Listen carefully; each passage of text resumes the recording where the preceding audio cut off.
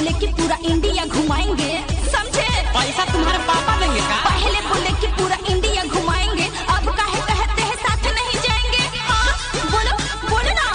हम 12 ए जी का जी रखिया मोबाइल अपन साथ में, काहे कोनो बात बा का? करब मिस कॉल हम 12 बजे रात में। हाँ अब एगो मिस कॉल खाती 12 बजे रात ले जागो ना।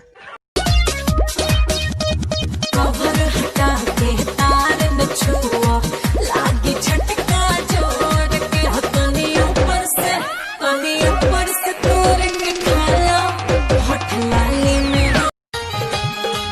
बोले लू हवा से मधम सरी टपकेला, धरतिया कवारी में मन हमरो लपकेला।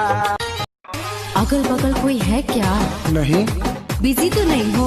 नहीं। फ्री हो ना? अरे फ्री है तो अभी तो उठाए हैं। तो बताते क्यों नहीं? क्या कॉल करें क्या? आजकल बदमाश हो गई हो, प्रेमियों में सब में पास हो गई हो। अब आइए ना चूमा लीजिए मेरे मरद, अरे मेरे मरद महोदय जी, लब का उद्घाटन कीजिए मेरे मरद महोदय।